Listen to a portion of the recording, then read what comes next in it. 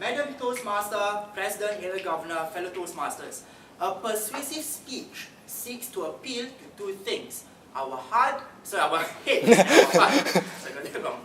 Now, Magnus, you were definitely charming and very confident when you came up here to deliver your speech topic, which was about getting better food for chapter meetings. Now, that was a speech objective. The question then was this: you were charming, you were handsome, you were confident, you had style.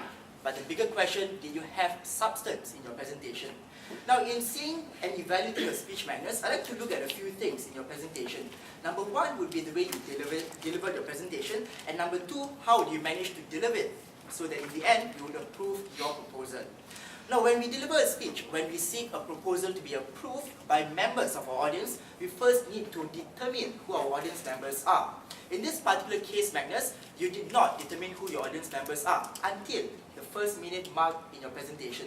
In a short 5 to 7 minute speech, it is important to get to the objective, to the point, the message of a speech right at the start. Now, that you did not do. Number two, the audience itself. Now, how many of us over here are going to be members of the incoming executive committee? 1 person, 2 persons, 3 persons. Now, what about the rest? What about all of us? So you see, Magnus, when you are talking to an audience, you need to determine who they are so that we can buy into your message at the conclusion of your speech. Number two, you were tasked to first determine a problem.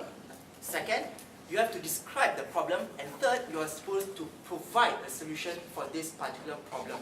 Now, you gave a problem, which was the lack of better food in Toastmasters. You described the situation. Many of us would love to socialize more, enjoy more food, so on and so forth. But then, when it comes to solving the actual problem, which is a lack of food, or rather a lack of better food, you went into something totally different, which comes to the next point. When you are talking for a proposal, you need to talk about your message in terms that we can all understand. When you spoke about ribbons over here, was that something relevant to the speech which you spoke earlier? Now, that's something that you need to think about. You see, Magnus, when we are talking about a problem, we need to focus on the problem itself, describe it, and then provide solutions based on the problem, the positive aspects, the negative aspects of your solution, and not talking about something which is totally different and unrelated.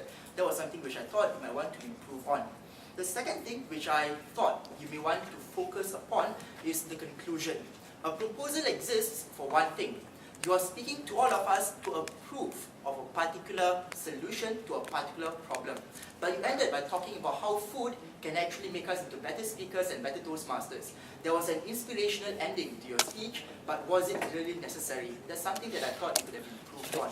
Because when you go back to the beginning of your speech problem, it is about the lack of food. So the solution for our approval needs to come back to the food itself.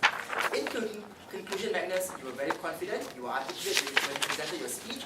You simply wowed us with your style, but focus on your substance so that in the end, the proposal itself is tight, it is specific, and of course, we are all here to approve of something that you have to offer to all of us. Toastmaster.